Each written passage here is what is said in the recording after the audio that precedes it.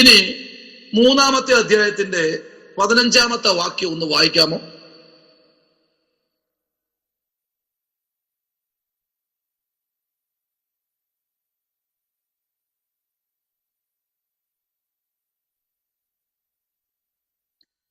എങ്കിലും ശത്രു എന്ന് വിചാരിക്കാതെ സഹോദരൻ എന്ന് വെച്ച് അവരുടെ ബുദ്ധി ഉപദേശിക്കുക അത്ര വേണ്ടത്. ഒന്നുകൂടെ വാക്യം വായിക്കുന്നു. 3:15. താമസിച്ചു പോയാലോ സത്യത്തിന്റെ തൂണും അടിസ്ഥാനവുമായി ജീവനുള്ള ദൈവത്തിന് സഭയാകുന്ന ദേവാലയത്തിൽ നടക്കേണ്ടത് എങ്ങനെയെന്ന് നീ അറിയേണ്ടതിന് ഇത് എഴുതുന്നു. അപ്പൊ നേരത്തെ വായിച്ചത് ഏതാ? എന്താ മിണ്ടാതിരിക്കേ? തങ്കമാൻറ്റി ഇടയ്ക്കിടയ്ക്ക് തങ്കമാൻറ്റി വിളിക്കുന്നത്. സ്വത്രം. ഈ 6 അധ്യായത്തെ നമുക്കിത് 6 ആയിട്ട് തിരിക്കണം. പറ്റൂല, ഇത് 12 ആയിട്ട് തിരിക്കണം. 6 അധ്യായത്തിന് 12 പാർട്ടായി തിരിക്കണം. 12 പാർട്ട് എന്ന് പറയുമ്പോൾ ഓരോ പാർട്ടിനകത്തും ലക്ഷക്കണക്കിന് ദൂത്, ഇതുവരെ ഇല്ലാത്ത ദൂതുകൾ ഈ 1ഉം 2ഉം ലേഖനത്തിനകത്ത് എഴുതണ്ട. ഈ 1ഉം 2ഉം ലേഖനത്തിനകത്ത് 12 പാർട്ടായി നോക്കുമ്പോ എനിക്ക് തോന്നുന്നില്ല ഇത് 12 തീരുമെന്നുള്ളത്. ഇതിൽ ഭയങ്കര ദൂതുകളാണ് ഈ 2 പുസ്തകത്തിനകത്തും അടങ്ങിയിരിക്കുന്നത്. എപ്പോഴും ചിന്തിക്കേണ്ട ഒരു കാര്യമാണ്, ഈ പുസ്തകം എഴുതിയ തീമോഥെയോസിന് വേണ്ടിയാണ്. തീമോഥെയോസ് ആരെന്നറിയാമോ? പൗലൂസിന്റെ ശുശ്രൂഷയിൽ രക്ഷിക്കപ്പെട്ട ഒരു വ്യക്തിയാണ് തീമോഥെയോസ് എന്ന് പറഞ്ഞാൽ നിജപുത്രനായ തീമോഥെയോസ്. Praise the Lord.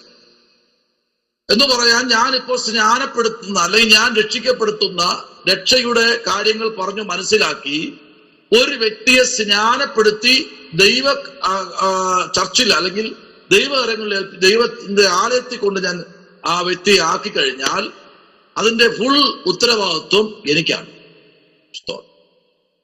ആമേൻ. അദ്ദേഹത്തിന്റെ എല്ലാ കാര്യങ്ങളിലും. അപ്പൊ ചോദിക്കും, പാസ്റ്റേ അതങ്ങനെ തന്നെയാ, എപ്പോഴും വിളിക്കുക, സംസാരിക്കുക. ആ കാലഘട്ടത്തിൽ ഫോണൊന്നും ഇല്ലായിരുന്നു പൗലൂസിന്. ഉണ്ടോ? ഇല്ല. എഴുത്ത് കത്തിട്ടാണ് അന്ന് എഴുതിയ ലെറ്ററുകൾ ഇട്ടാണ്. അന്ന് പോസ്റ്റ്മാൻമാർ കാണുമായിരിക്കും, അല്ലേ? കാണുമായിരിക്കും. പോസ്റ്റ്മാൻമാർ ഉണ്ടോന്ന് കേട്ടാ കാണും. വാഹന സൗകര്യങ്ങളൊന്നും ഇല്ലാത്ത കാലഘട്ടം. ഒരു എഴുത്ത് കൊടുത്തു കഴിഞ്ഞാൽ ചിലപ്പോൾ ദിവസങ്ങളും മാസം കഴിഞ്ഞായിരിക്കും ആ വ്യക്തിയുടെ കയ്യിൽ എത്തുന്നത്. ഇന്ന് അങ്ങനെയുള്ള പരിപാടിയൊന്നും ഇല്ലല്ലോ. ഫ്ലൈറ്റിൽ ഇരുന്നാൽ പോലും കാണത്തക്ക തരത്തിലായില്ലേ കാര്യങ്ങളെല്ലാം. ഫ്ലൈറ്റ് ഒന്ന് പൊങ്ങിയാൽ പോലും ചില കിലോമീറ്റർ വരെ, ഏകദേശം 30 കിലോമീറ്റർ താണ്ടിയാലും നമുക്ക് ആകാശത്ത് ഇരുന്ന് കൊണ്ട് സംസാരിക്കാം. ആ ഘട്ടത്തിലേക്ക് മാറിക്കഴിഞ്ഞില്ലേ? അപ്പൊ നോക്കൂ, ഇതിന്റെ 1-ാമത്തെ അധ്യായം നമ്മൾ പഠിക്കുമ്പോൾ 1-ാമത്തെ അധ്യായത്തിൽ 20 വാക്യമാണുള്ളത്. ഈ 20 വാക്യത്തിനകത്ത് പൗലൂസിന്റെ ഏറ്റവും വലിയ ചിന്ത എന്ന് പറഞ്ഞാൽ 9-ാമത്തെ വാക്യം അവിടെ നമുക്ക് കാണാൻ കഴിയുന്നതാണ്. ആ സഭയ്ക്ക് കൊടുക്കുന്ന അല്ലെങ്കിൽ ഈ വ്യക്തിക്ക് കൊടുക്കുന്ന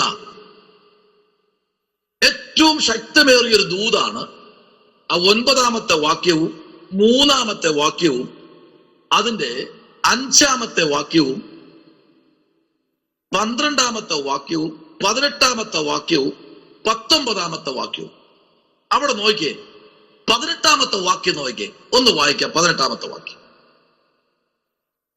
അവിടെ വിളിക്കുന്ന സംബോധന എന്നത് മകനെ എന്നാണ് വിളിക്കുന്നത്, അല്ലെ? ബ്രദറെ എന്നല്ല വിളിക്കുന്നത്, പാസ്റ്ററെ എന്നല്ല, ശുശ്രൂഷകനെ നല്ല വിളിക്കുന്നത്, അഭിഷത്തിനെ നല്ല വിളിക്കുന്നത്, മകനെ, അല്ലേ? യേശു വിളിച്ചത് അങ്ങനെയല്ലേ? മക്കളെ കൂട്ടുവാൻ എന്ത് ഉണ്ട്? ഒന്ന് വായിക്കാമോ ആ 18-ാമത്തെ വാക്യം? മകനെ തീമോഥെയോസേ, നിന്നെക്കുറിച്ച് മുമ്പുണ്ടായ പ്രവചനങ്ങൾക്ക് ഒത്തവണ്ണം ഞാൻ ഈ ആജ്ഞ നിനക്ക് ഏൽപ്പിക്കുന്നു. നീ വിശ്വാസവും നല്ല മനസ്സാക്ഷിയുമുള്ളവനായി അവയെ അനുസരിച്ച് നല്ല യുക്തിസേവ ചെയ്യുക. ഉണ്ടോ? ഒന്ന് നിനക്ക് വേണ്ടത് എന്ത് വേണം? മുൻപുണ്ടായ പ്രവചനങ്ങൾക്ക് ഒത്തവണ്ണം ഞാൻ ഈ ആജ്ഞ നിനക്ക് ഏൽപ്പിക്കുന്നു. അടുത്ത് പറയുന്നത്, നീ വിശ്വാസവും നല്ല മനസാക്ഷിയും ഉള്ളവനായി അവയെ അനുസരിച്ച് നല്ല യുദ്ധസേവ ചെയ്യുക. കണ്ടോ ആ ദൂത്? കണ്ടോ?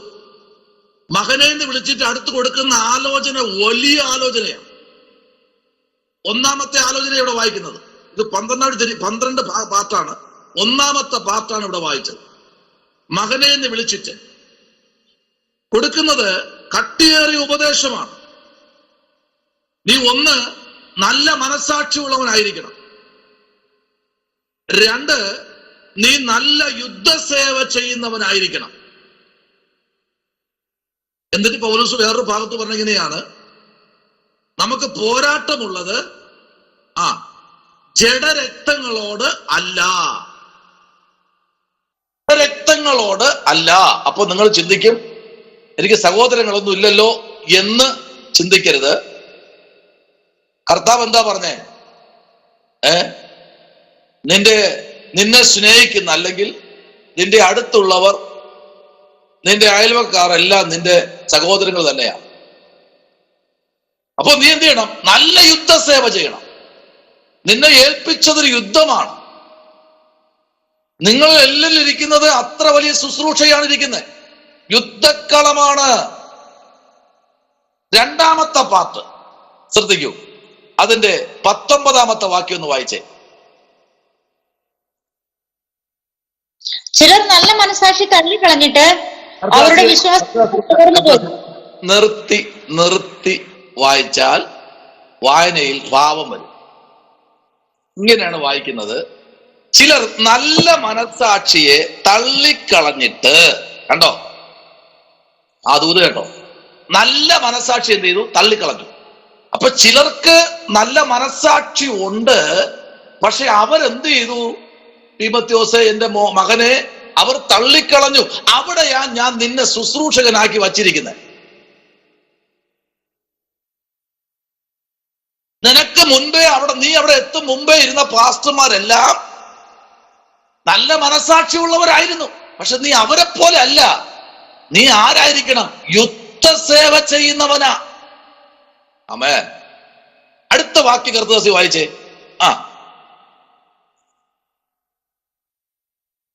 ഹുമനിയോസും അലക്സാണ്ടറും അല്ലല്ലോ, ചിലർ നല്ല മനസാക്ഷി തള്ളിക്കളഞ്ഞിട്ട് അവരുടെ വിശ്വാസ കപ്പൽ തകർന്നുപോയി. നിനക്ക് മുൻപേ അവിടെ ഇരുന്ന പാസ്റ്റർമാരെല്ലാം തകർന്ന് തരിപ്പണായി പോയി. അവരെ എല്ലാരെയും അവിടെയുള്ള വിശ്വാസിൽ കല്ലെറിഞ്ഞു ഓട്ടിച്ചു. അവരെ നല്ല നടപ്പ് അവിടെ അവർക്ക് ചെയ്യാൻ കഴിഞ്ഞില്ല. നീ അവരിൽ ഒരുത്തനെ പോലെ ആകരുത്. ഇപ്പോ ഏറ്റവും കൂടുതൽ പെന്തക്കോസ്തിനകത്തുള്ള ഏറ്റവും കൂടുതലുള്ള വാക്ക് ശ്രദ്ധിക്കണേ. ഇതിപ്പോ ലൈവിൽ പോകുന്ന മീറ്റിംഗാ, ശ്രദ്ധിക്കണം. അവൻ അങ്ങനെ ചെയ്തു, എനിക്കെന്താ ചെയ്താലുള്ള കുഴപ്പം?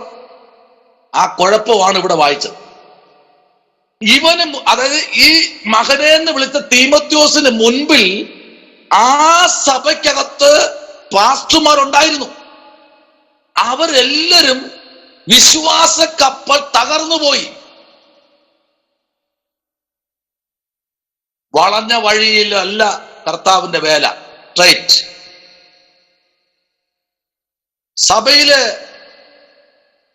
സഭ ചിലപ്പോ ഇരിക്കുന്നത് കുറച്ച് റോട്ടിൽ നിന്ന് മാറിയായിരിക്കണമെങ്കിൽ റോഡ് സൈഡിൽ ഒരു ബോർഡ് വെച്ചിട്ടുണ്ടാവും. നിങ്ങളുടെ സഭയിലൊക്കെ ബോർഡ് കാണും. ന്യൂ ഇന്ത്യ ചർച്ച് എന്നോ, AG എന്നോ, ചർച്ചക്കോടെന്നോ, ഷാരോൻ എന്നോ, ഒത്തിരി ചർച്ചകളുണ്ട്. യുവാഞ്ചലിക്ക് ഏതെങ്കിലും, ഫുൾ ഗോസ്പലോ ഏതായാലും. ആ സഭയ്ക്കകത്ത് ആരാധന ക്രമത്തിനകത്ത് സമയം വെച്ചിട്ടുണ്ട്. അറിയാമോ? സഭ ഇവിടെ അതിനകത്ത് ഈ ഇരിക്കുന്ന കർത്തദാസിമാരെ ചോദിക്കുന്നത്, നമ്മുടെ ചർച്ചിന്റെ ബോർഡിൽ സമയമുണ്ടോ? സമയം എത്രയെന്ന് അറിയാമോ? ഒരാൾ പറയാം, നിങ്ങളുടെ സഭയിലെ സമയം ഒന്ന് പറഞ്ഞിട്ട്. ആരാണ് തുടങ്ങുന്നത്, അവസാനിക്കുന്ന സമയം? ഇല്ല, ആരെയും സമയം 8:30 മുതൽ 10:30 വരെ.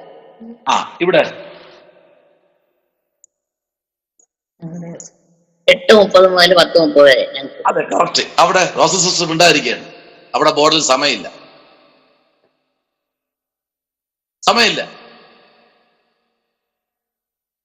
ബോർഡിൽ സമയമില്ലെന്ന് എനിക്ക് തോന്നുന്നത്. ഞാൻ ഇങ്ങനെ ശ്രദ്ധിച്ചിട്ടില്ല.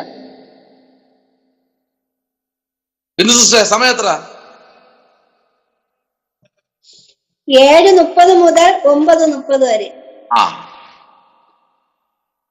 അപ്പൊ എല്ലാത്തിലും സമയമുണ്ട്. എല്ലാ ചർച്ചിലും സമയം വച്ചിട്ടുണ്ട്. അപ്പോ ഇവർ ആ സമയമൊന്നും പാലിക്കാതെ 8:30 ആരാധന തുടങ്ങുന്ന സഭയ്ക്കകത്ത് ചിലപ്പോ 9:30 10:30 തീരും. അതിനു മുൻപ് സ്തോത്ര കാഴ്ചയെല്ലാം കഴിഞ്ഞ് കയറി വരുന്നവരുണ്ട്. അപ്പൊ നീ ആരായിരിക്കണം? നല്ല യുദ്ധസേവ ചെയ്യുന്നവനായിരിക്കണം. 8:30 സഭയ്ക്കകത്ത് കേറാത്ത ഒന്നിനെയും കയറ്റരുത്. നീ വാതിലടയ്ക്കണം.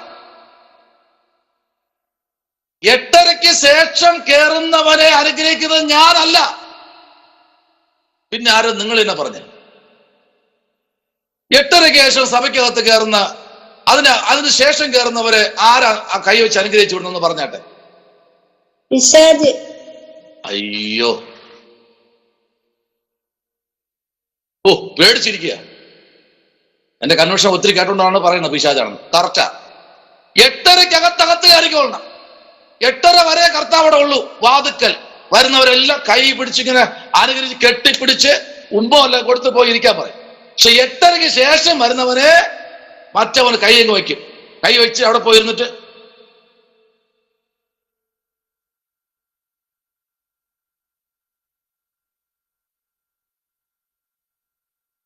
ശ്രദ്ധിച്ചോളണം. നിങ്ങൾ ശ്രദ്ധിച്ചോളണം. ഈ ആഴ്ച ശ്രദ്ധിക്കണം. നാളെ വെള്ളി ശനി ഞായർ ശ്രദ്ധിച്ചോളണം. ഈ സമയത്തിന് ശേഷം വരുന്നവരെന്ന് പിറകിലോട്ട് നോക്കിക്കൊള്ളണം.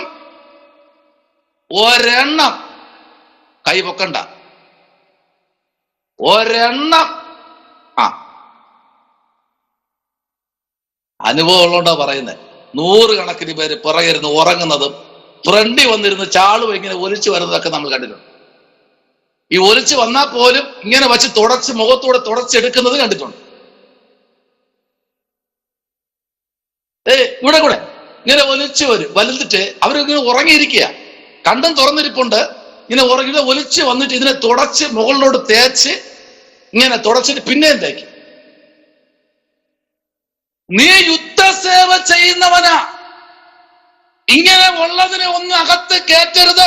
അങ്ങനെ കയറ്റി ഇരുത്തവരുടെ വിശ്വാസ കപ്പൽ തകർന്നു പോയി. അതുകൊണ്ട് നീ നിൽക്കുന്നത് എവിടെയെന്നറിയാമോ? യുദ്ധക്കളത്തിലാ.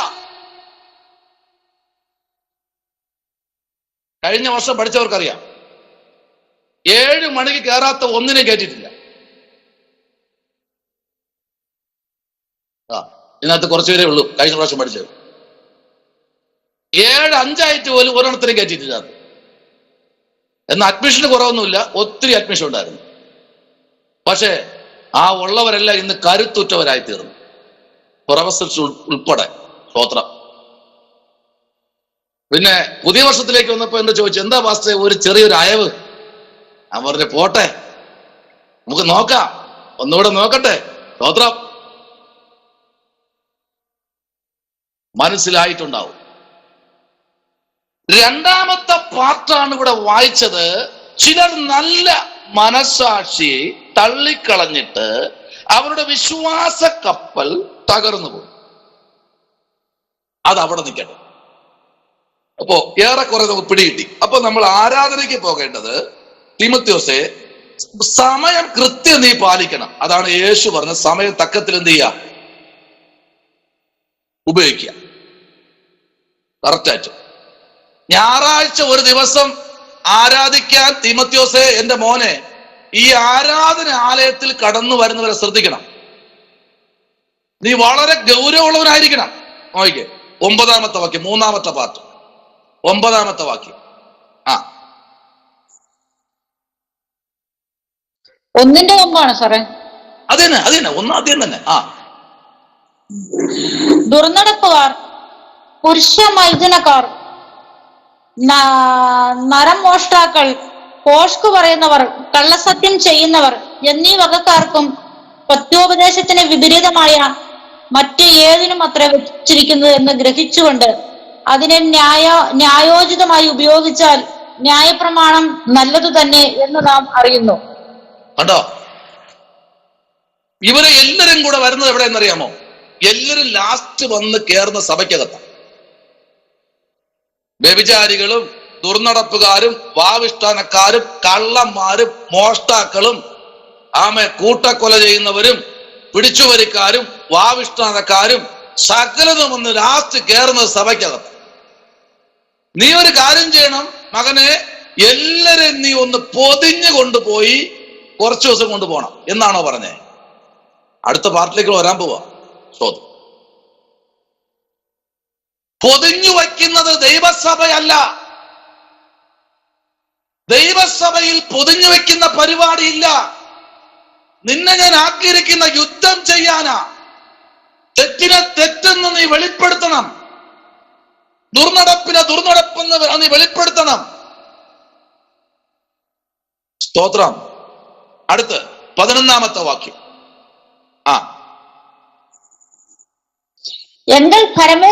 എങ്കിൽ ഫലമേൽപ്പിച്ചിരിക്കുന്നതായി ധന്യനായ ദൈവത്തിന്റെ മഹത്വമുള്ള സുവിശേഷത്തിന് അനുസരണമായത് തന്നെ.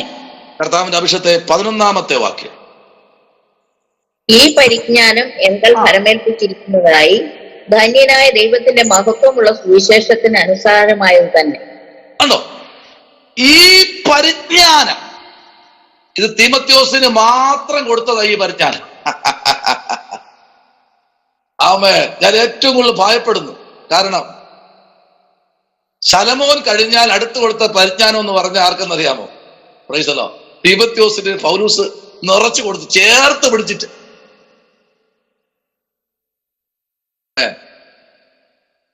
ഈ ഉലകത്തിൽ ഇന്നും നാളെ എന്നില്ലാതെ ഈ ഭൂമിയുടെ ആയുസ് തീർന്നുകൊണ്ടിരിക്കുന്നു. നമ്മെ പരമേൽപ്പിച്ചത് ഭയത്തോടെ ചെയ്യാൻ. ഞാൻ ഇന്നൊരാളോട് കാര്യം പറഞ്ഞു. പേപ്പട്ടിക്ക് പേ എന്ന് മനസ്സിലായിട്ട് അതിനെ ആരെങ്കിലും വഴി വെച്ച് എറിഞ്ഞോ അടിച്ചോ ഉപദ്രവിച്ചിട്ടോ അത് പേ എന്നറിഞ്ഞിട്ട് അത് ഏതെങ്കിലും വണ്ടിക്ക് അടവച്ചിട്ടുണ്ടോ? ഏതെങ്കിലും കാലിച്ചാടി ചത്തിട്ടുണ്ടോ? ഇല്ല. എന്താ കാര്യം? ഒരിക്കലും നമ്മെ ഇന്ന് എന്തെല്ലാം പറഞ്ഞാലും അവിടെ എല്ലാം നമ്മെ പരമേൽപ്പിച്ച ഒരു ദൈവമുണ്ട് കേട്ടോ. സ്തോത്രം. ഭയങ്കര ശുശ്രൂഷയെ ഇവിടെ പരമേൽപ്പിച്ചിരിക്കുന്നത്. ശ്രദ്ധിക്കൂ ആ ഭാഗം. അപ്പൊ നമ്മൾ ഏതൊക്കെ ഭാഗം വായിച്ചു? 1, 2, 3, 4 പാർട്ട് നമ്മൾ ഈ പുസ്തകത്തിൽ ചിന്തിച്ചു. അതവിടെ നിൽക്കട്ടെ, മറന്നു പോകരുത്. 18, 19, 9, 11. സ്തോത്രം. അടുത്ത് നമ്മള് നോക്കുന്നത് 2:5 ഒന്ന് നോക്കിക്കേ. 2:5 അവിടെ എന്താ? ദൈവം ഒന്നനല്ലേ, ദൈവത്തിനും മനുഷ്യർക്കും മധ്യസ്ഥൻ ഒരുവൻ. കണ്ടോ, ദൈവം ഒരുവൻ. തീമോഥെയോസേ, ഇതിനകത്ത് പല ദൈവങ്ങളും ഉണ്ട്. മനുഷ്യ ദൈവം അല്ലേ? കണ്ടിട്ടില്ലേ ചില പള്ളികളിലൊക്കെ? ഞാൻ പല ചർച്ചയിൽ പോകുമ്പോൾ കാണാൻ കഴിയും. ചില വിശ്വാസികൾ വരുമ്പോൾ പാസ്റ്റ് കുറിപ്പിച്ച് എഴുതി നിന്ന് ഇങ്ങനെ സലാം പറഞ്ഞിട്ടുണ്ട്. അപ്പൊ എനിക്ക് മനസ്സിലായി ഇതിന്റെ പുന്നാമ്പുറത്ത് എന്താ കാര്യം. 1000 ഏക്കർ റബ്ബർ, 500 ഷീറ്റ്. അതാരാ? മനുഷ്യ ദൈവം. ആ സഭയ്ക്ക് അത് ദൈവമുണ്ടോ?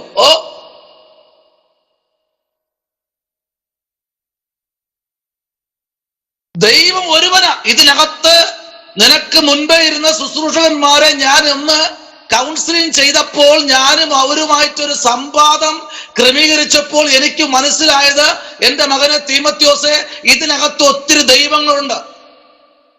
പക്ഷെ ഞാൻ നിന്നെ ആക്കി വെച്ചിരിക്കുന്നത് യുദ്ധം ചെയ്യാനാ. ദൈവം ഒരുത്തനേ ഉള്ളൂ തീമോഥെയോസേ. അത് ഞാൻ വ്യക്തമായി കണ്ടതാണ്. എവിടെ വെച്ചാ? അഭിഷേകത്തിന് എവിടെ വെച്ചാ കണ്ടതെന്ന് അറിയാമോ? എവിടെ വെച്ചൊന്ന് പറയാമോ? അതെ, ഞാൻ ദമത്തോസിന്റെ പടിവാതിൽക്കൽ വെച്ച കണ്ടത്.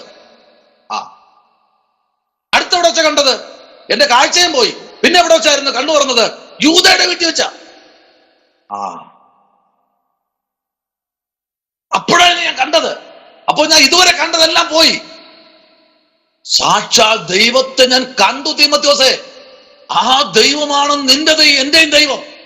ഒരുവനേ ഉള്ളൂ. പക്ഷെ ഈ ചർച്ച് ഇത്ര അഹംബദിച്ചിരിക്കുന്നതിന്റെ കാര്യമെന്ന് പറഞ്ഞാൽ ഇതിനകത്ത് മനുഷ്യ ദൈവങ്ങൾ.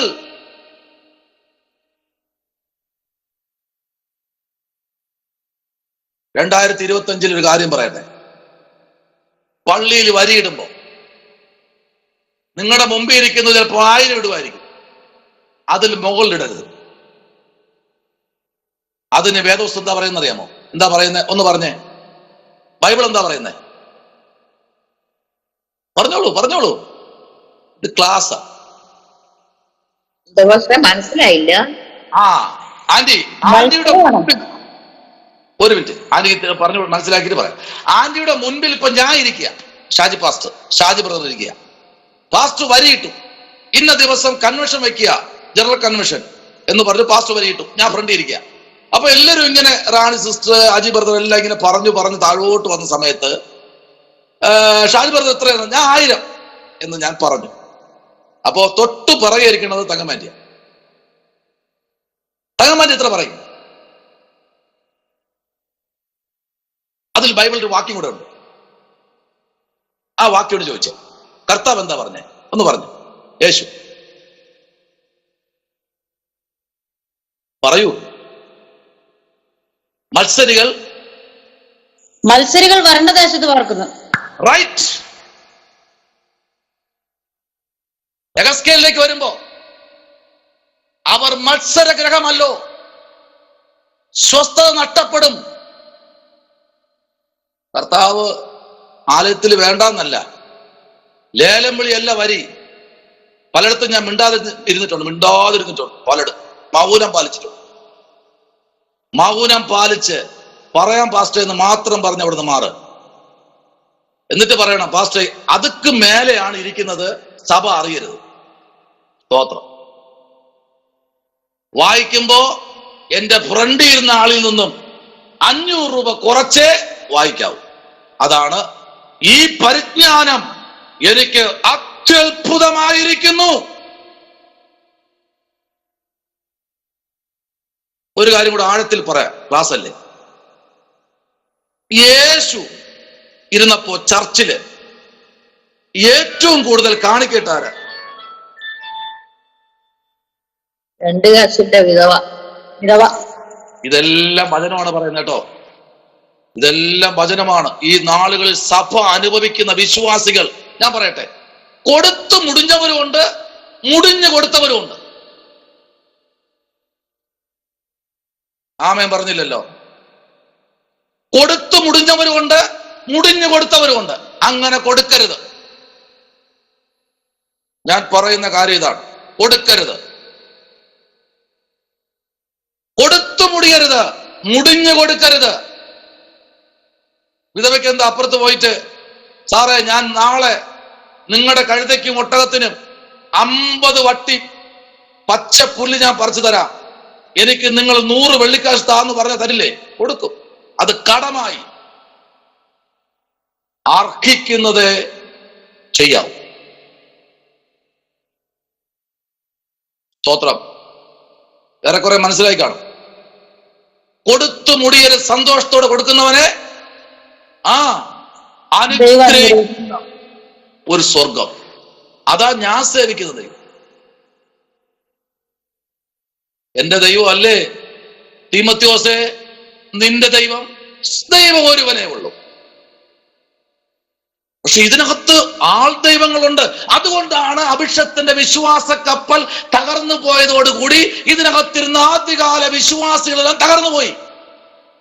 അവർ തട്ടിക്കയറാൻ തുടങ്ങി, കണക്ക് ചോദിക്കാൻ തുടങ്ങി. അത് ഇത്ര രൂപ ഞങ്ങൾ വരുമാനം ഇട്ടല്ലോ, ഇത്രയല്ലേ ആയിട്ടുള്ളൂ. അതുകൊണ്ട് അങ്ങനെ ഒരു ചോദ്യം ഈ സഭയ്ക്കകത്ത് വരരുത് തീമോഥെയോസേ. അതാ നിന്നെ ഞാൻ മകനെ എന്ന് വിളിക്കുന്നത്. സ്തോത്രം. 100% ഞാൻ ക്ലാസ്സിലേക്ക് പഠിപ്പിക്കാൻ വേണ്ടി വന്നതല്ല കേട്ടോ.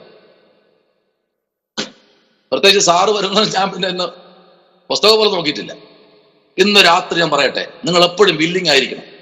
ഒരു പടക്കളത്തിൽ കുതിര ഒരുങ്ങി നിൽക്കുന്നത് പോലെ ഈ ഇരിക്കുന്ന നിങ്ങളെല്ലാവരും ശക്തന്മാരാ, നിങ്ങൾ കരുത്തുറ്റവരാ, നിങ്ങളെല്ലാവരും കഴിവുള്ളവരാ,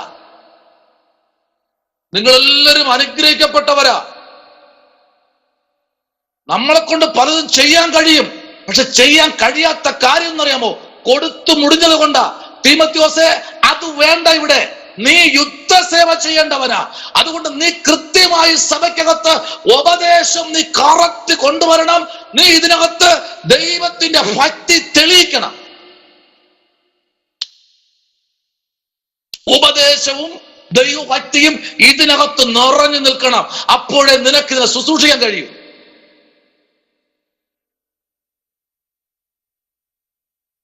സ്തോത്രം. പിന്നെ ഞാൻ പറയാറുണ്ട്, എന്നും എല്ലാ ദിവസവും ഒരു വീട്ടിൽ കയറി പോകരുത്.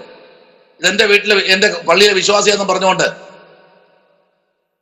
മാസത്തിൽ 4 ദിവസം പോകരുത്. സ്തോത്രം. 4 ദിവസം പോകരുത്.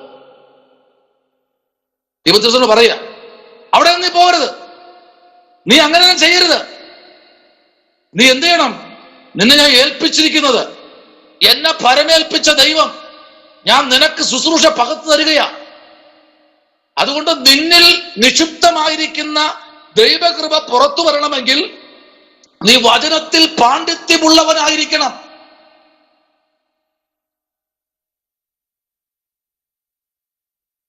ഏഴാമത്തെ വാക്യം 3:2-7. തക്ക സമയത്ത് അറിയിക്കേണ്ട ഈ സാക്ഷ്യത്തിനായി ഞാൻ പ്രസംഗിയും അപ്പോസ്തലനുമായ കോഷ്കല്ല പരമാർത്ഥം തന്നെ പറയുന്നു, ജാതികളെ വിശ്വാസവും സത്യവും ഉപദേശിപ്പാൻ നിയമിക്കപ്പെട്ടിരിക്കുന്നു. കണ്ടോ? ഒരു അഭിഷക്തൻ നിയമിക്കപ്പെട്ടിരിക്കുന്നു എന്ന് പറയുമ്പോ സകലത്തിന്റെ മേലും അധികാരമുള്ള ഒരു വ്യക്തിയാണ് സഭയിലെ പുരോഹിതൻ. ഭൂതത്തിന്റെ മേൽ അധികാരമുണ്ട്, ശാപത്തിന്റെ മേൽ അധികാരമുണ്ട്, രോഗത്തിന്റെ മേൽ അധികാരമുണ്ട്, എന്തിനേറെ മരണത്തിന്റെ മേലും അധികാരമുണ്ട്.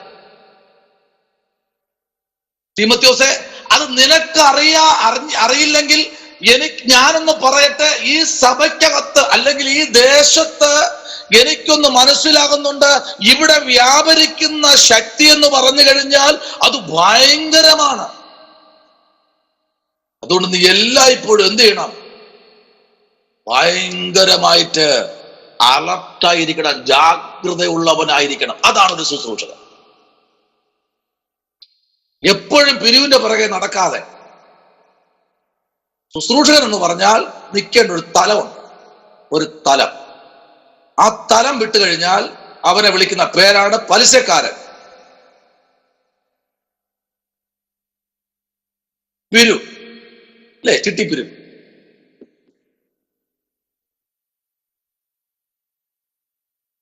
സഭയ്ക്കകത്ത് എന്ന് ഇത് വന്നോ, അന്ന് സഭയ്ക്കകത്ത് 4ഉം 5ഉം തട്ടായി തിരിഞ്ഞു.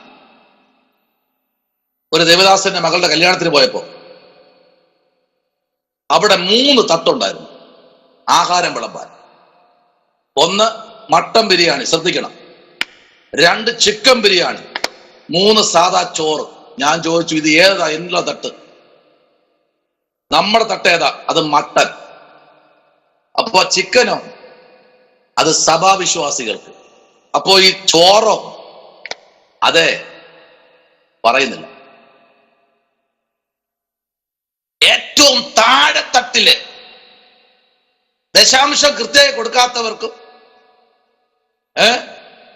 കൃത്യമായിട്ട് പിരിവെടുക്കാത്തവർക്കും മാസവരി കൊടുക്കാത്തവർക്കും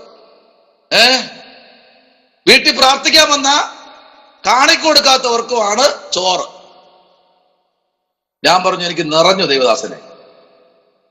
അപ്പോ എന്നാ പിന്നെ നമുക്ക് കാണാം. കഴിക്കുന്നില്ലേ? കഴിച്ചില്ലെന്നേ ഉള്ളൂ. എന്നാ കഴിച്ചു. സന്തോഷം. ഇന്ന് രാത്രി തലങ്ങൾ മാറണമെങ്കിൽ നിങ്ങൾ എല്ലാവരും യോദ്ധാക്കളായി തീരണമെന്ന് പഠിപ്പിക്കാൻ തീമോഥെയോസിനെ അവിടെ പൗലൂസ് നിയമിക്കപ്പെടുകയാണ്. അടുത്ത് നമുക്കൊന്ന് വായിക്കാം, ഒന്ന് എഴുതാം. 1 യേശു ക്രിസ്തു എന്ന് എഴുതിയിട്ട്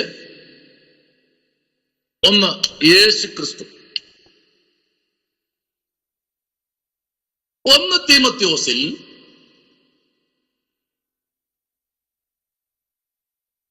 തീമോഥെയോസിൽ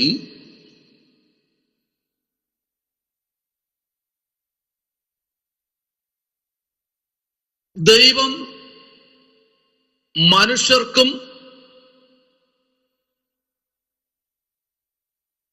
മധ്യേ ഏക മധ്യസ്ഥൻ.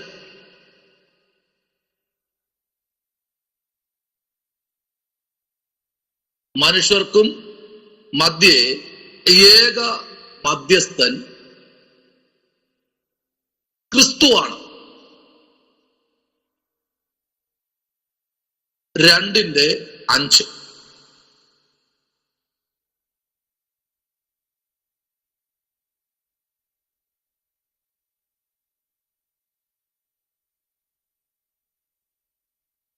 ദൈവം ജഡത്തിൽ വെളിപ്പെട്ടു.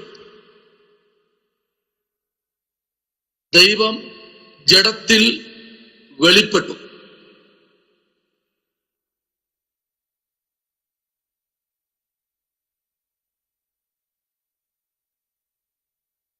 ആത്മാവിൽ നീതീകരിക്കപ്പെട്ടു. ആത്മാവിൽ നീതീകരിക്കപ്പെട്ടു.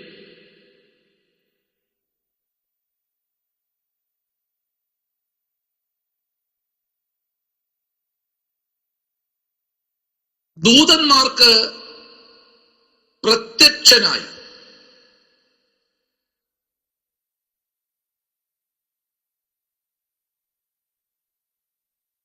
ദൂതന്മാർക്ക് പ്രത്യക്ഷനായി ജാതികളുടെ ഇടയിൽ പ്രസംഗിക്കപ്പെട്ടു. ജാതികളുടെ ഇടയിൽ പ്രസംഗിക്കപ്പെട്ടു. ലോകത്തിൽ വിശ്വസിക്കപ്പെട്ടു. ലോകത്തിൽ വിശ്വസിക്കപ്പെട്ടു.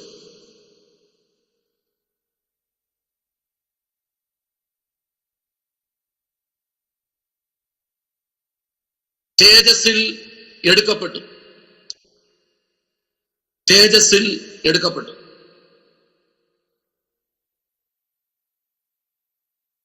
മൂന്നിന്റെ 16.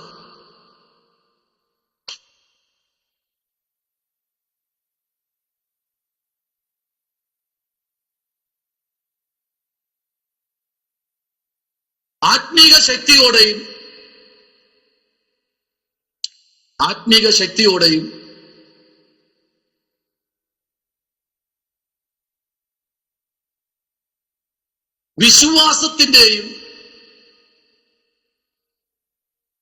വിശ്വാസത്തിന്റെയും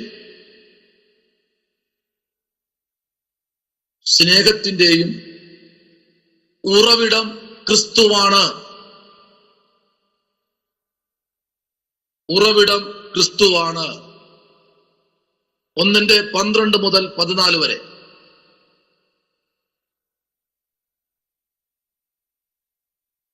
അവിടുന്ന് പാപികളെ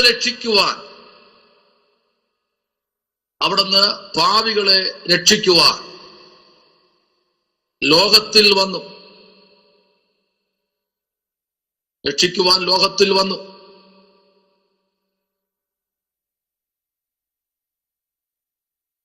ഒന്നിന്റെ 15.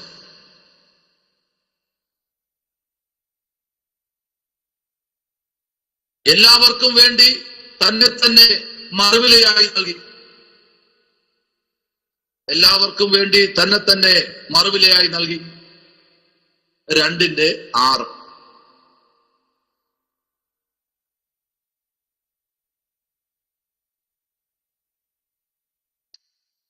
സകല മനുഷ്യരുടെയും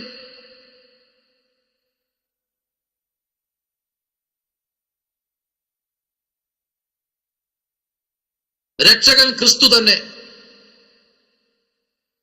രക്ഷകൻ ക്രിസ്തു തന്നെ. 4:10.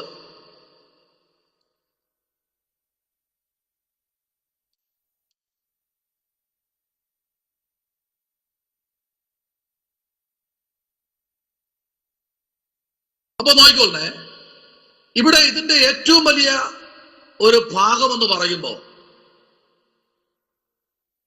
എല്ലാ മനുഷ്യരുടെയും കാരണഭൂതൻ ക്രിസ്തുവാണ് എന്ന് തീമോഥെയോസിനെ പറഞ്ഞു ഉറപ്പിക്കുകയാണ്. എന്റെയും നിങ്ങളുടെയും ദൗത്യം അങ്ങനെ തന്നെ ആയിരിക്കണം. നമ്മുടെ മുമ്പിൽ ആര് വന്ന് പെട്ടാലും വമ്പൻ സ്രാവിന്റെ മുമ്പിൽ പെട്ടതുപോലെ ആയിരിക്കണം. വിട്ടുകളയരുത്. പിടിച്ചു നിർത്തി 2 മിനിറ്റെങ്കിലും ദൈവവചനം പറയാൻ നമ്മൾ ബാധ്യസ്ഥരാണ്. പറയേണ്ടതെല്ലാം ക്രിസ്തുവിനെ പറ്റി ആയിരിക്കണം. വേറെ ഒന്നും അവരോട് സംസാരിക്കരുത്. വേറെ ഒരു കാര്യവും അവരുടെ വിശേഷങ്ങൾ അറിയാനല്ല നമ്മൾ പോകുന്നത്. നമ്മെ പരമേൽപ്പിച്ചത് തീമോഥെയോസേ, നീ അവരിൽ പരമേൽപ്പിക്കണം. അല്ലാതെ കൈ കൊടുത്തിട്ട് സഹോദരി എന്നോട് വിശേഷം, അച്ഛൻ സുഖമായിരിക്കുന്നു, ഇന്നലെ ജോലി ഉണ്ടായിരുന്നോ, ഇന്നലെ ചൂരയാണോ വെച്ചത്, വങ്കടയാണോ വെച്ചത്, ഇനി മുരിങ്ങയ്ക്ക ചെത്തിയോ അല്ലെ തോരൻ വെച്ചോ, ഇനി അല്ലെ തോടെടുത്ത് പുഴുങ്ങി കഴിച്ചോ, അതല്ല ചോദിക്കേണ്ട. കൊടുക്കേണ്ടത് വചനം അങ്ങോട്ട് നിറയ്ക്കണം. ലഭിക്കുന്ന സമയം വചനം അങ്ങോട്ട് നിറച്ചു കൊടുക്കണം. അടുത്ത പ്രാവശ്യം കാണുമ്പോ സഹോദരി ഒരു 2 മിനിറ്റ് കൂടെ എനിക്ക് തരണം. അപ്പോ 2 എന്നുള്ള 4 മിനിറ്റായി. അങ്ങനെ 4 മിനിറ്റായി, 8 മിനിറ്റായി, 10 മിനിറ്റായി, 1 മണിക്കൂറായി, 2 മണിക്കൂറായി. പിറ്റേ ആഴ്ച പറയും ഞാൻ നിങ്ങളുടെ കൂടെ സഭയിൽ വരണം. സ്തോത്രം.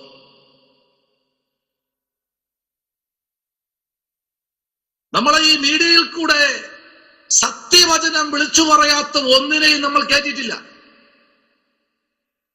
അവരെല്ലാം പോയ വഴിയൊന്നും നമുക്കറിയത്തില്ല. വചനം ഇന്ന് രാത്രിയിൽ ഒരു മനുഷ്യന്റെ ഹൃദയത്തിലേക്ക് പതിപ്പിച്ചു കഴിഞ്ഞാൽ ഇതിൽ പരം ഭാഗ്യമുണ്ടോ തീമോഥെയോസേ? ചിലപ്പോ അവർ നിന്നെ അടിക്കുമായിരിക്കും. നീ നിന്ന് കൊള്ളണം. കാരണം നിന്നിലുള്ളത് പരിജ്ഞാനമാണ്. ക്ലാസ്സിൽ പറഞ്ഞു, ഇന്നലെയാണോ കഴിഞ്ഞ ദിവസം അറിയത്തില്ല, ഇന്നലെ തന്നെ നമ്മെ കാണും, നാം ഒരാളെ സംബോധന ചെയ്യുമ്പോൾ എപ്പോഴും ചിന്തിക്കേണ്ടത് ശ്രേഷ്ഠൻ എന്നാണ്. പ്രായമല്ല അവിടെ വിഷയം. ശ്രേഷ്ഠൻ എന്ന് പറഞ്ഞാൽ ഏലിയ ഒരു കാര്യം പറഞ്ഞു, അതുകൊണ്ട് അവനെ കൊല്ലാത്തത്. എന്താ പറഞ്ഞെന്നറിയാമോ? പറയാമോ? ഏലിയ എന്താ പറഞ്ഞേ? ഒരു വാക്ക് നിങ്ങളൊന്ന് പറയും. ഏലിയ എന്താ പറഞ്ഞു?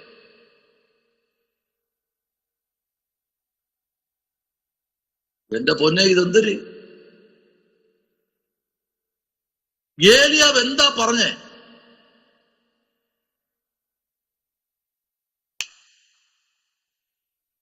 സിസ്റ്റർ എങ്ങമാൻറ്റി,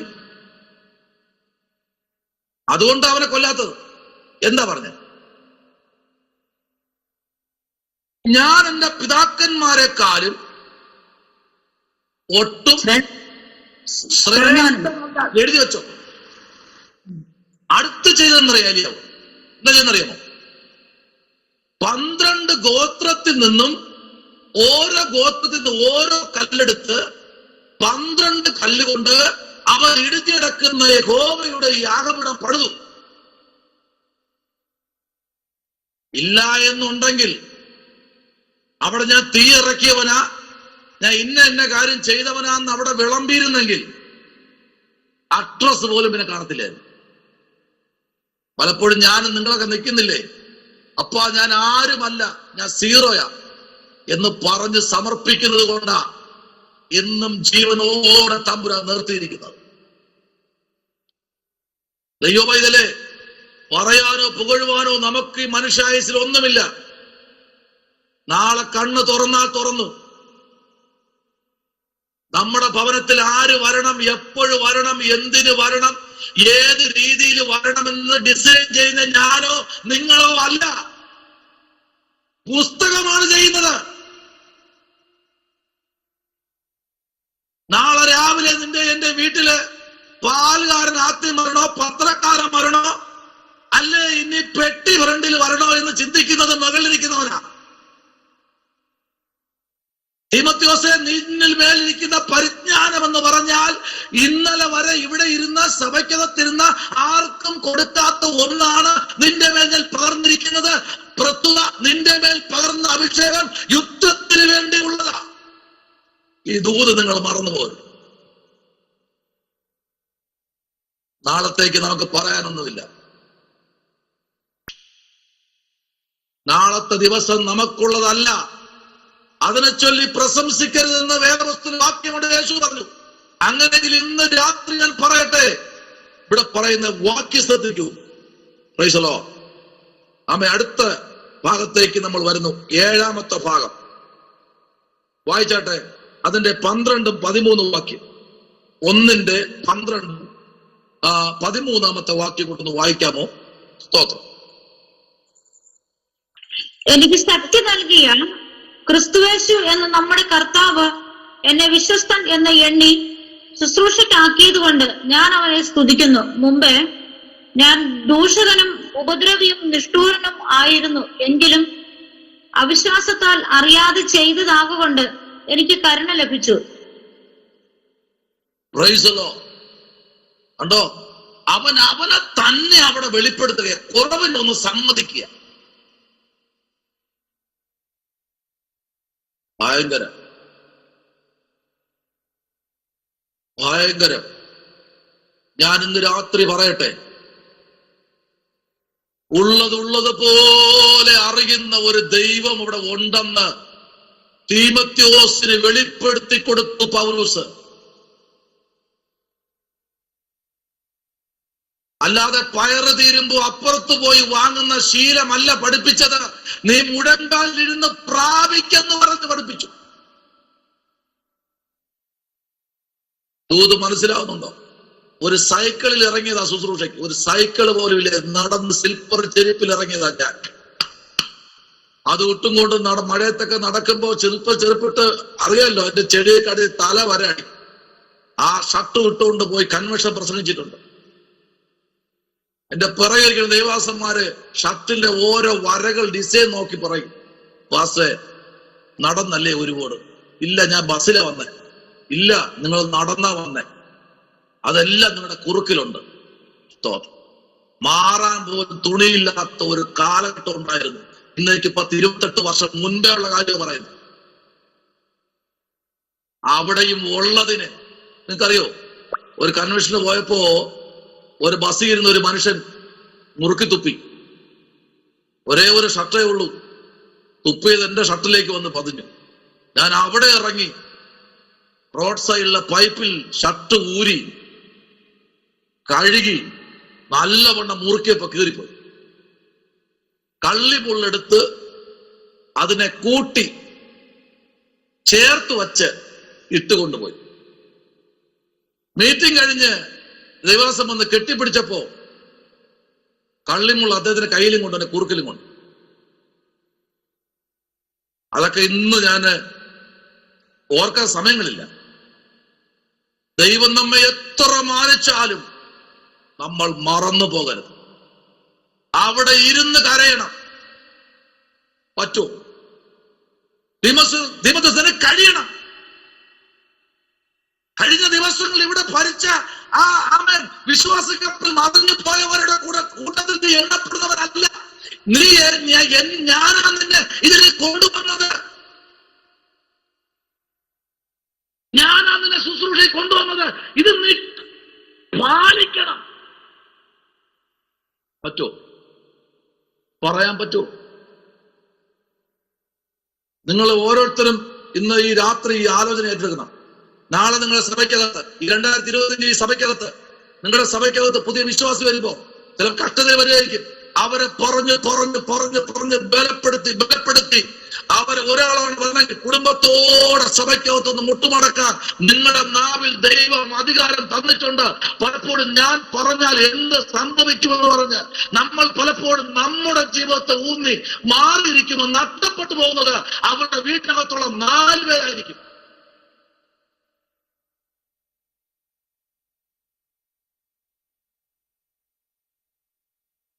പലപ്പോഴും ഞാൻ കരയാറുണ്ട്, ദൈവം നടത്തുന്ന വിധങ്ങൾ ഓർത്ത് കരയാറുണ്ട്. ഇന്ന് ഒരു നേരത്തെ ഭക്ഷണം ഒരാളിന് വാങ്ങിച്ചു കൊടുത്തില്ലെങ്കിൽ ഭയങ്കര വേദനയാണ്. തീമോഥെയോസേ, നീ അതുപോലെ ആയിരിക്കണം. നിന്നെ പരമേൽപ്പിച്ച ശുശ്രൂഷ എത്ര വലുതാ, നീ അവരെ പോലെ ആകരുത്. സ്തോത്രം. നിന്നെ ഏൽപ്പിച്ചത് നീ വിശ്വസ്തയോടെ ചെയ്യണം. അതാ ഇവിടെ പറഞ്ഞത്, എനിക്ക് ശക്തി നൽകിയ ക്രിസ്തയേശു എന്ന നമ്മുടെ കർത്താവ് എന്നെ വിശ്വസ്തൻ എന്ന് എണ്ണി. വേറെ ആരും എണ്ണണ്ട കേട്ടോ. വിശ്വസ്തൻ എന്ന് എണ്ണേണ്ടത് ദൈവമാണ്. നേരത്തെ ഞാൻ കമ്പിവാദ്യത്തിൽ ഒരു കാര്യം ദൂതാച്ച് പറഞ്ഞു. ഫ്രണ്ടിയിരിക്കുന്ന ഷാജി പാസ്റ്റർ 1000 രൂപ വരി പറഞ്ഞാൽ ചിലപ്പോൾ നിങ്ങളുടെ കയ്യിൽ ചിലപ്പോൾ വേറെ ഏതെങ്കിലും പൈസ കാണും കടം വാങ്ങാതെ കൊടുക്കാൻ. മിണ്ടരുത്, മിണ്ടരുത്. ഫസ്റ്റ് പറയാം എന്ന് പറഞ്ഞിട്ട്, ഇല്ലെങ്കിൽ ആ വേദി വെച്ച് അല്പ താഴ്ത്തി പറഞ്ഞിട്ട് നിങ്ങൾ വീട്ടിലേക്ക് പോകും മുമ്പേ അഭിഷത്തിനെ കണ്ട് കാര്യം ബോധിപ്പിച്ച്, ഞാൻ ഇത്ര തരാൻ ആഗ്രഹിക്കുന്നു അഭിഷത്തിനെ, വേറെ ആരും അറിയരുത്, വരി പറയുമ്പോ ഇത്രയെ പറയാവൂ. തീരുമാനം എടുക്കണം. പലരും സഭയിൽ നിന്ന് പോകുന്ന കാര്യം അതാ. ബോധമില്ലാത്ത, പരിജ്ഞാനമില്ലാത്ത, വിദ്യാഭ്യാസമില്ലാത്ത, മനുഷ്യനെന്ന് കാണാൻ കഴിയാത്ത ഒത്തിരി പേര് വിശ്വാസ കപ്പൽ തകർന്നു പോയി. അതുകൊണ്ട് നിന്നെ ഞാൻ ആക്കി വെച്ചിരിക്കുന്നത് യുദ്ധം ചെയ്ത് നീ ജയിക്കാൻ വേണ്ടിയാ.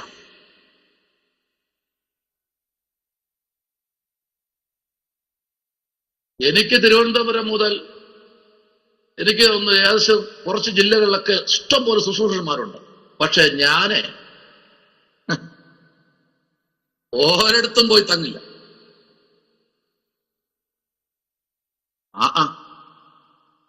കാശുണ്ടോ റൂം എടുക്കും, ഇല്ലെങ്കിൽ വണ്ടിയിൽ കിടക്കുക, റോട്ടിൽ കിടക്കുകയും ചെയ്യും. കടവരാൻ എത്ര കടവരാൻ കിടക്കുന്നു. സിനിമാ പോസ്റ്റ് വലിച്ചു കീറി വിരിച്ചിട്ട് അവിടെ കിടന്നിട്ടുണ്ട്. എങ്കിലും ആരെയും വീട്ടിൽ കിടക്കും. കാരണം ഉണ്ടായിട്ടോ. പോകുന്ന വഴിക്ക് അവിടെ ഒന്ന് കയറാം, വേറെ പരിപാടിയൊന്നുമില്ലല്ലോ. കുറച്ച് കവാത്തും അടിക്കാം, തരുന്ന തിന്നുകയും ചെയ്യാം, പോകുമ്പോ 200 രൂപയും കിട്ടും. എന്ത് സുഖം. അതുപോലെ നീ ആകരുത് തീമോഥെയോസേ, നീ വാവിഷ്ഠാക്കാനാകരുത്. നിന്നെ ഏൽപ്പിച്ച ശുശ്രൂഷ വിശ്വസ്തത ചെയ്യാൻ നീ പഠിക്കണം, നീ പഠിപ്പിക്കണം. ഇന്ന് രാത്രി അതിനു വേണ്ടി നമ്മളെ ദൈവം ഒരുക്കണം. 7-ാമത്തേതാണ് 12. അടുത്ത് 13-ാമത്തേതോടെ വായിച്ചത്, അവൻ അവനെ തന്നെ സമർപ്പിക്കുക. നമ്മൾ നമ്മെ തന്നെ സമർപ്പിക്കണം. വായിക്കേ 13-ാമത്തെ അഭിഷേകത്തെ ഒന്ന് വായിച്ചേ. മുമ്പേ ഞാൻ ദൂഷകനും ഉപദ്രവിയും നിഷ്ഠൂരനുമായിരുന്നു. എങ്കിലും അവിശ്വാസത്താൽ അറിയാതെ ചെയ്തതാകൊണ്ട് എനിക്ക് കരുണ ലഭിച്ചു.